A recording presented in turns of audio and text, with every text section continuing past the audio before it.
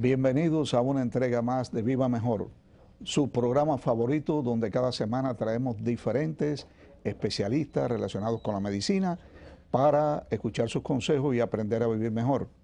Hoy vamos a hablar sobre temas interesantes de la endocrinología. Vamos a saber qué es la endocrinología, quiénes tienen que ir a ver un endocrinólogo, dónde se encuentran los endocrinólogos, qué hacen los endocrinólogos. En fin, para hablar de ello vamos a hablar con el doctor Casimiro Velázquez, quien es endocrinólogo, amigo nuestro, y que es un frecuente visitante de nuestro programa, siempre dejando aquí lo mejor de lo mejor. Doctor, bienvenido a su programa Viva Mejor. Gracias una vez más. Ok. Decíamos anteriormente que nos encantaría saber, la población muchas veces, cuando uno le dice, usted debe visitar un endocrinólogo, fruncen el ceño, como diciendo, ¿a dónde voy? ¿Quién es esta persona? ¿Qué hace?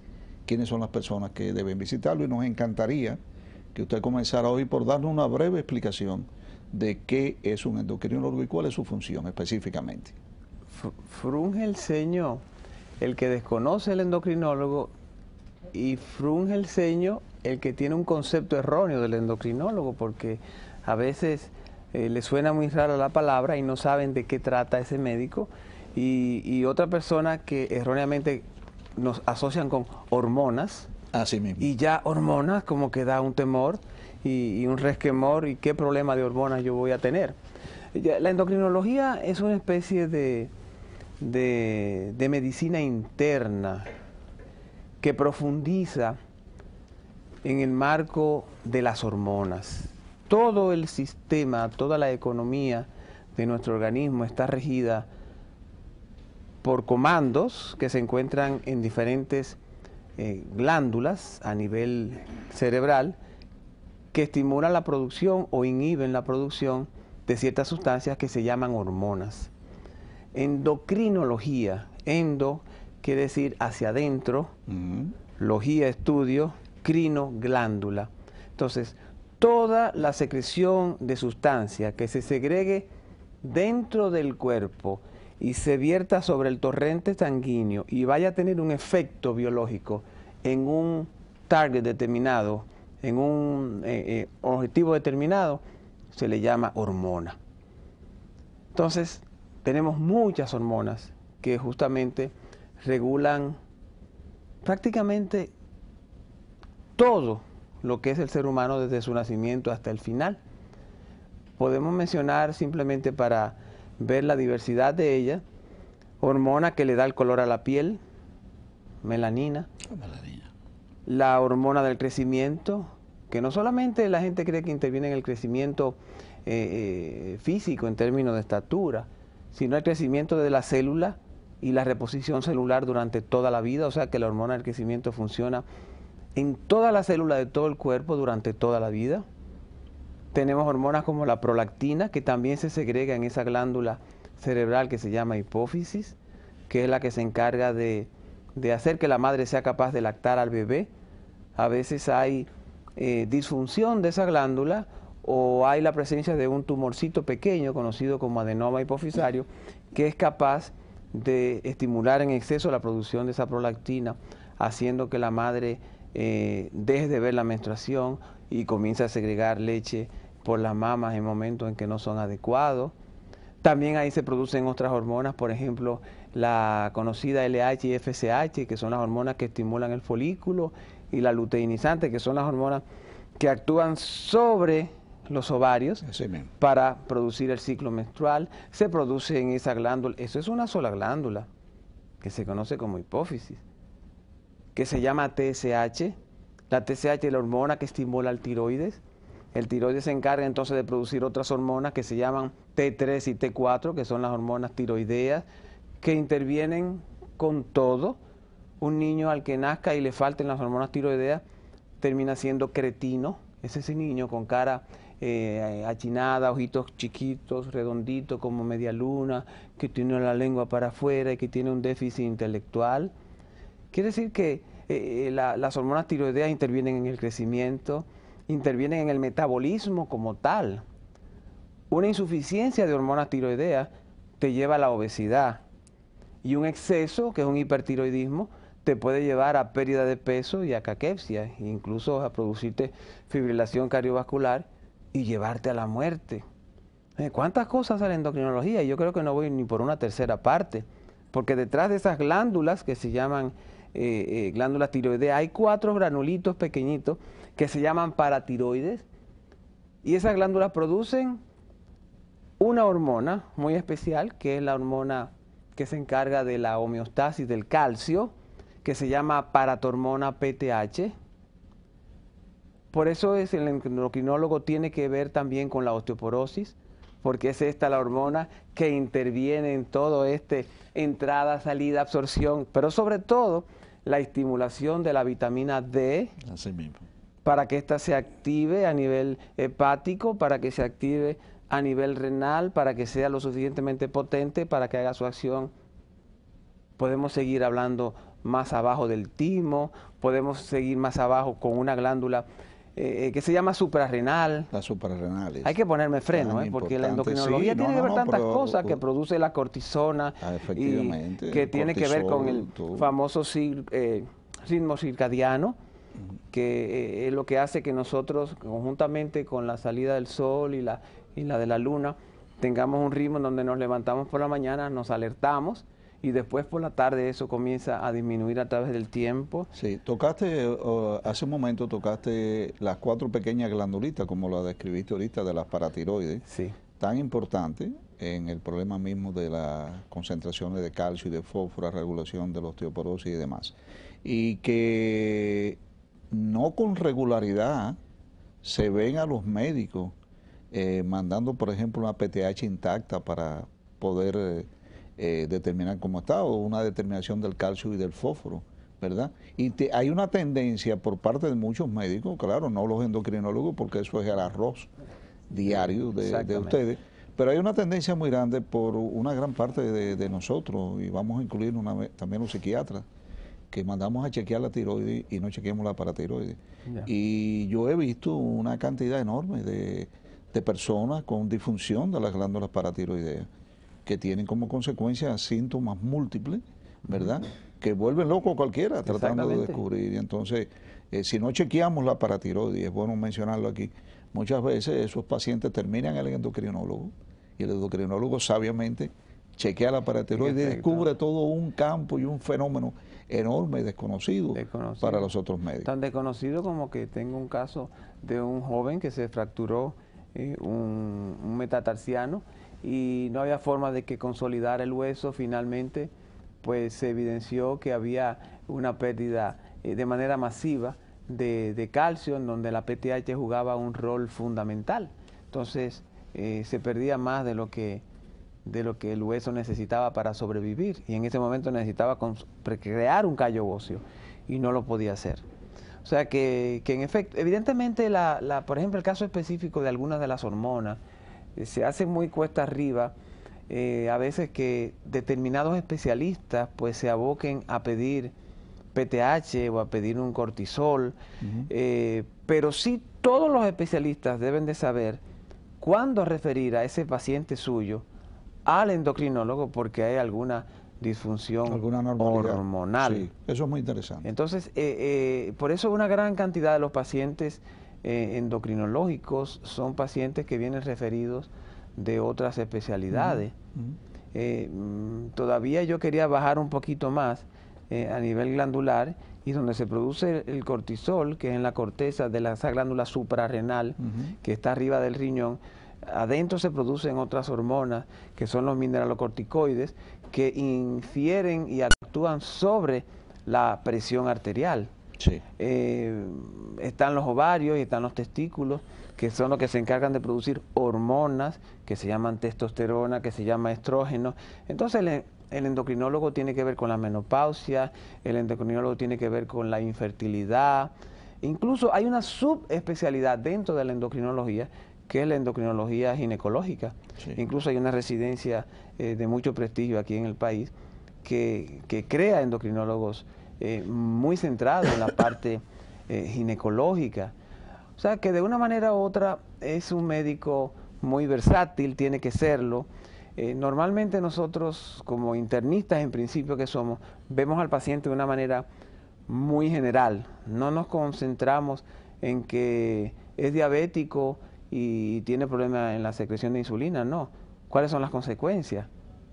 Entonces ahí nos abocamos a una patología que es todo un expendio de medicina interna, porque afecta la circulación, porque afecta la conducción neurológica, porque afecta la vista, el riñón. Evidentemente por eso estudié endocrinología, porque me fascina y porque No, es un tema te regala un conocimiento bastante amplio de lo que es el paciente. Doctor Velasco, yo quiero hacerle revelarle un secreto. Yo soy un endocrinólogo frustrado. Anda. Porque yo siempre dije que yo quería ser endocrinólogo, ¿verdad? Después, bueno, después encontré la parte de mi especialidad que me encanta, pero tengo una gran comunicación con ustedes, producto de que siempre investigo y me gusta explorar. Claro, cuando me encuentro un fenómeno, yo sé cuáles son mis límites y lo refiero al endocrinólogo. Doctor Velasco, la osteoporosis, un tema tan interesante, vemos constantemente a las personas haciéndose la densitometría ósea y todo esto que en los últimos, diríamos, en los últimos 10 años, quizás, ha tomado una importancia verdaderamente seria en el problema de la osteoporosis. Muchas personas piensan que la osteoporosis solamente se produce en las mujeres y que nosotros los hombres estamos exentos de tanto problema. Nos gustaría escuchar qué nos puede decir usted al respecto.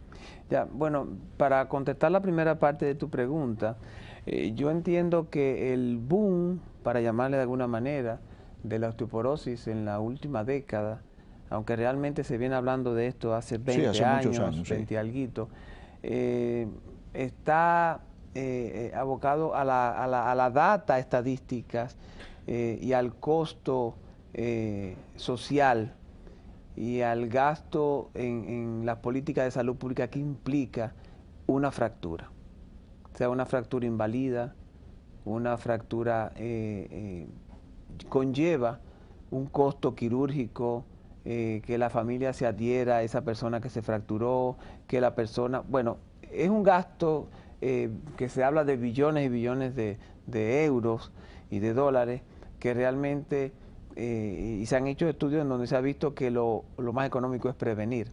No solamente prevenir por el costo de lo que es una cirugía por fractura de cadera, el sufrimiento sino del también paciente, por el sufrimiento de esta persona y por el impacto social en términos laboral. Ya fíjate que Europa cada vez más está llevando más allá el tiempo de retiro. Creo que hay países que andan por 65 años. Sí. Y en efecto, ya hay personas de 65 años saltando en un gimnasio. Entonces, yo entiendo que esa es la razón de por qué verdaderamente ha cogido tanta importancia el tema de la osteoporosis y se quiere prevenir. Por otra parte, cada vez se conoce más la enfermedad y cada vez nos damos cuenta de que no es tan exclusiva o tan excluyente, no, que no más que a las mujeres, no, que no más que a las mujeres blancas, caucásicas, no es nada más incierto. Ya se han hecho estudios latinoamericanos en donde se ha demostrado que no es así. La incidencia de osteopenia, osteoporosis y su desenlace fatal, que es la fractura, está muy, muy de cerca con las datas que conocíamos anteriores. Y en el varón, yo siempre lo digo de esta manera, en el mundo de la osteoporosis, lo que en la mujer ocurre a los 55 años, el hombre comienza a los 65. Entonces yo creo que a más tardar, un hombre después de los 65 años tiene que hacerse una evaluación de su densidad ósea. Así como un hombre después de los 45 o 50 debe de ver cómo está su próstata. Claro. Porque en la medida en que avanza la ciencia, en la medida en que el tiempo va cambiando, las cosas tienen que ir cambiando con ella. Y una de las cosas es que la medicina actual va abocada a la prevención. No tenemos que esperar un cáncer de próstata, no se justifica en un hombre de 75 años con un nivel cultural mediano que no se haya permitido un estudio de próstata. Efectivamente. O una mujer de 65 años con una mamá con diverticulosis que no se haya hecho una colonoscopía o una endoscopía. O sea, a veces dicen, no, es que esto están abusando, tanta colonoscopía, tanta mamografía, pero ahí están las estadísticas. Es necesario. Es la única forma de diagnosticar. Si queremos vivir durante más tiempo, tenemos que cuidarnos, tenemos que hacer nuestros exámenes con regularidad. Yo lo que creo, perdóname que es que el tema que nos trata me apasiona, ¿no? Que sobre mi especialidad y vamos a hablar cualquier cosa. Yo creo que la política de salud pública debe de ir, y eso no tiene costo, eso es cuestión de intención y de deseo de hacer las cosas. Crear políticas de seguimiento. Por ejemplo, dejar establecido qué debe hacerse toda mujer o todo hombre de 50 años de edad. Cuando toda mujer llega a los 50 años de edad, tiene la obligación de realizarse un Papá Nicolau, una mamografía, un perfil de lípidos, esto, aquello y lo otro, como un chequeo de la vista, como obligatoriedad, un chequeo de la vista, incluso un chequeo de audición. Sea opcional. Por ejemplo, después de los 65 años, un chequeo de audición, a veces por no oír bien, y mucha gente le advierte, cuidado, no oye, y ese individuo se cae. Parece tonto lo que digo, no es pero tonto. esa es la realidad. Hay muchísimos países que lo practican y que usted tiene que acudir al médico con la regularidad que se lo señala la empresa o el servicio de salud de su país o demás, porque de esta es la única manera que podemos prevenir consecuencias mayores. Y que tenga un costo-beneficio razonable, porque tampoco vamos a decir, vamos a hacerle a todo el mundo colonoscopía, ni a partir de los 45 años, nunca jamás. Yo creo que hay que ver realmente a partir de qué edad la incidencia de afecciones a nivel de colon ya adquieren una incidencia importante. Entonces vamos a decir, bueno, a partir de esta edad vamos a hacerle colonoscopía, o vamos a hacerle mamografía a la mujer, o vamos a hacerle... Y eso es solamente dejar establecido programas de salud pública y que se cumplan. Claro que sí. Claro, tienen un costo, pero yo no creo que sea tan costoso como sus consecuencias. Claro, muchas personas tienen un terror enorme a hacerse el primer examen físico profundo, ¿verdad? Y es lógico porque nadie sabe, si tú no te has hecho un examen físico profundo, no sabes lo que puedas encontrar y las personas temen. Pero después de ese examen, que la mayoría sale bien, después de ese examen hacértelo anualmente, por ejemplo, te garantiza que cualquier cosita que puedas haber tenido en el transcurso de ese año va a ser algo rápido de resolver y que te va a extender tus años de vida, ¿verdad? Entonces, en ese sentido es un problema no solamente de economía y de leyes que lo determinen, sino también de cultura. Es un problema cultural que tenemos muy arraigado a nosotros. Yo me resisto a quedarnos estáticos. Yo creo que hay que documentarse, que hay que dejarse orientar, que hay que coger modelos, porque eso es lo bonito como países como los nuestros. Tenemos modelos de países similares que ya están un poquito más avanzados en política de salud pública o en colegiación, por ejemplo, de la clase médica, que yo quisiera que la clase médica dominicana se acabara de colegiar. Yo sé que la clase médica, la sociedad médica dominicana está colegiada, pero que las sociedades individuales se colegien también, que hayan leyes específicas para usted entrar dentro de la sociedad de psiquiatría, que usted tiene la obligación de presentar cada 5 años un trabajo, que usted tiene la obligación de asistir mínimo a 2 congresos anuales, que usted tiene que si usted no es docente o usted es docente. O sea, yo creo que es la única forma de superarnos, crecer. Eso, claro que sí. Eso y eso no está legislado. No. En otros países sí, en otros países tienen que, para pertenecer a la sociedad, tienes que cumplir con un cierto requisito. En efecto. Pero nosotros no, nosotros nos colegiamos y asistimos a los congresos cuando podamos, ¿verdad? Y la mayoría de nosotros no hacemos estudios, no tenemos forma de hacer ningún tipo de lo que los americanos llaman el research, no lo podemos hacer porque no tenemos la ayuda necesaria, no hay los fondos disponibles para esto, ¿verdad? Doctor, volviendo otra vez al tema de la osteoporosis, que yo sé que también a usted le fascina hablar de eso, ¿verdad? Una fractura, digamos en un hueso largo, por poner un ejemplo, pudiera conllevar a que después de osificada ya la fractura y demás, pudiera desarrollarse a partir de ese lugar una osteoporosis? Mira, lo que hay que preguntarse es lo siguiente. ¿Se fracturó y se cayó? Ajá. ¿O se cayó y se fracturó? No, se fracturó y se cayó. Porque en el caso de la osteoporosis, si se fracturó y se cae, entonces ya el diagnóstico está dado. Ya está hecho, sí. Y obviamente las estadísticas nos dicen, se conoce como el efecto dominó en osteoporosis, el efecto Lindsay, que es que después de la primera fractura, al año siguiente, si no se trata, hay una, y si no se trata, a los 5 años hay otra. Obviamente, cuando hablamos de una fractura de cadera, hablamos de una fractura realmente traumática, invalidante, en donde el 50% tiende a... el 25% tiende a morir en el primer año después de la cirugía. No por cosas técnicas quirúrgicas, no. Sí, es bueno aclarar eso, es bueno hacer una aclaración. No tiene nada que ver con la cirugía como tal. Claro. Y tengo mucho para defender a los ortopedas de mi país, por cosas que ahora no voy a hablar, pero bien. Sino porque son personas normalmente que tienen más de 70 años de edad, 75, que además de la fractura son hipertensos, son diabéticos, tienen esto, aquello, lo otro. Entonces, ese cuadro por completo los invalidan, entran en una depresión. Todo eso crea una situación que ese 25% tiende a morir el primer año y al cabo de los 5 años de los que quedan muere el 50%.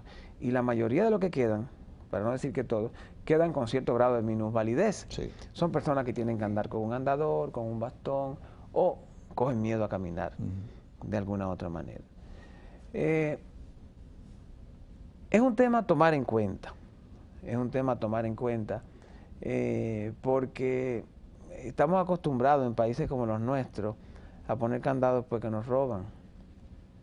Y estamos advirtiendo, por lo menos en una población medianamente pudiente que tenga recursos como algún seguro médico, y ya los hay, por ejemplo, a través de SENASA o a través de cualquier institución de estas, donde se pueden realizar este tipo de estudios. O sea, quizás los que no están asegurados porque son indigentes, esa es una situación a discutir aparte. Pero la otra gran mayoría de la población no tenemos excusa. Nosotros mismos debemos de exigirle a nuestros médicos, cuídame, atiéndeme, ¿qué tengo que hacer? ¿Cómo me cuido mi próstata? ¿Cómo me cuido mi mama? ¿Cómo me cuido mi menopausia? ¿Cómo me cuido cualquier condición que me pueda aparecer? O sea, que tenemos que hacer, como yo digo, una medicina sueca, ¿no?, que previene. Claro. Es importante que le haga esta pregunta: ¿cómo descubrimos que tenemos osteoporosis? ¿Cómo sabemos que tenemos la osteoporosis? Sí. En primer lugar, el método diagnóstico, lo que llamamos el gold standard, el estándar de oro, es lo que se conoce como densitometría ósea, que se hace a nivel de columna y a nivel de cadera. Ese es el diagnóstico que la Organización Mundial de la Salud nos da como herramienta, ¿no?, a través de esa prueba. Ahora, ¿quién debería de hacérsela? ¿El que se fractura? No, porque lo que queremos es prevenir la fractura. ¿Todo el mundo? No, tampoco. Entonces hay lo que se llaman factores de riesgo. Entonces hay que ver cuáles son esos factores de riesgo. Bueno, pues son muchos los factores de riesgo. Usted fuma, usted se toma más de 3 tragos diarios, usted usa cortisona por más de 3 meses, usted arriba de eso no hace ejercicio, usted es pequeño y delgado. Todas esas personas tienen menos densidad ósea. Usted vio su primera menstruación después de los 15 años. Usted no tuvo hijos. Su madre tuvo osteoporosis. Claro, eso es muy importante. Entonces, uno va sumando riesgos, así como hay riesgos cardiovasculares, hay riesgos para osteoporosis. Entonces, en función de la suma de riesgos, yo creo que ahí es donde el médico tiene que ejercer el arte de su medicina y decirle a su paciente: oiga señor, oiga señora, usted tiene que hacerse una densitometría, porque yo sospecho que usted por esto. Claro que sí. Entonces, esa es la razón. Hay países en donde la política pública está definida y a través de la seguridad social, a partir de los 45 o a partir de los 55 años, ya es mandatorio hacer una densitometría. Eso varía de país a país. Doctor, es importante saber también si en el país se encuentran los hospitales preparados para la densitometría, ¿no? Es importante saber si tenemos los equipos necesarios y si esto tiene que ser un referimiento, ya sea que lo pueda hacer cualquier médico o tiene que ser un especialista el que haga, para que los seguros cubran dicho estudio. Mira, en una ocasión me cuestionaron hace muchos años de que quién debía atender la osteoporosis, que si era el ortopeda, que si era el reumatólogo, que si era el ginecólogo, que el endocrinólogo, que el internista, y yo siempre terminaba contestando: debe de tratar la osteoporosis el médico que sepa de osteoporosis.